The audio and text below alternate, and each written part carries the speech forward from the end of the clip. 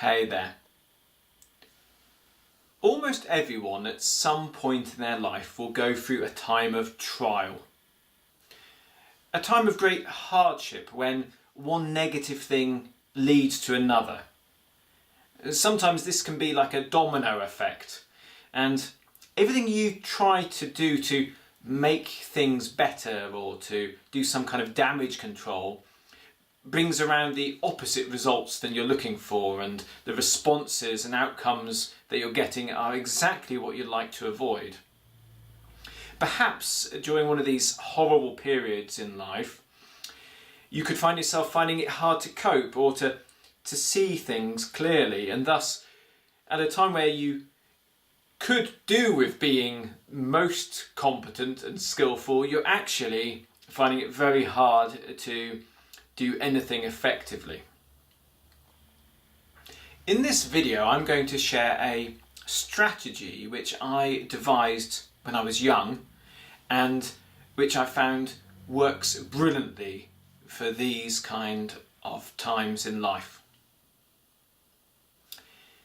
One thing that I discovered from experiencing these periods is that it's very hard to make any progress in terms of self-improvement, and it's also very hard to have any fun, and those two things they call to you, and it's very frustrating because you keep trying to enjoy things and you keep trying to develop things that you value in life, but you just can't do it. It's like trying to have a tea party in a blizzard. It's just not effective. And likewise, it feels like it's going to last forever. It feels like this is your new life, and it's very hard to glimpse the possibility that this could go away in the future.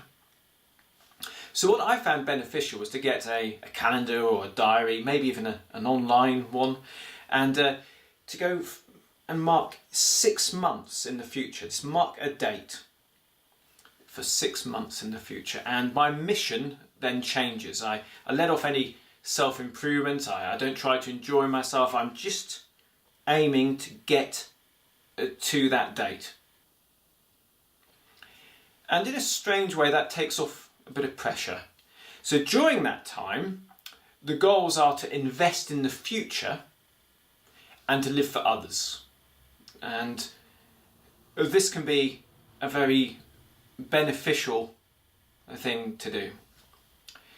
So, investing in the future, I remember that during that period, if I do something which is healthy and positive, I probably won't feel the effects in the near future. It won't be the next day.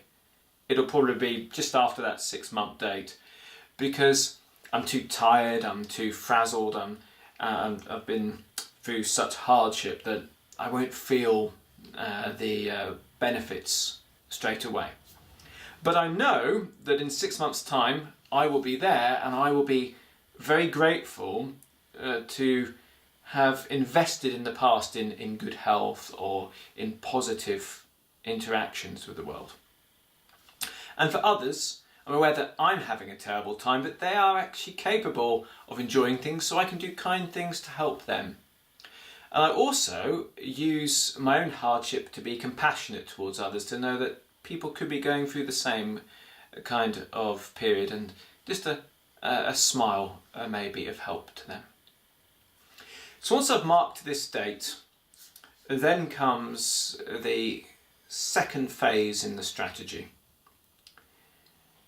During that period, I will plant a seed of goodness in every day. So you've probably noticed how if you have good posture, it puts you in the right state of mind. If you're in a nice environment, that affects how you feel. So this contagious effect that I described to begin with, this domino effect of negative things, happens with positive things too. So let's use this to our advantage. So I will choose something something completely unrelated to everything else in life, everything that's not working. I'll choose something separate, something that I know will work, something that's under my own control and that I can make some space for. So for me, this could be learning a Tai Chi form or a martial arts set. It could be learning a new musical instrument. But it's something which I can practice for me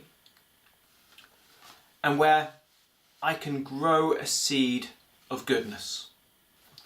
So I will make sure I practice in a nice environment, the best I possibly can. I'll make sure I go in with a positive mindset, and I always choose something that I know I'll enjoy, so I've got a good foundation.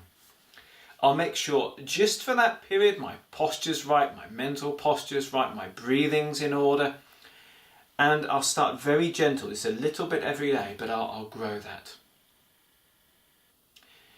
Now, as I carry on through my days, I find that seed starts to grow.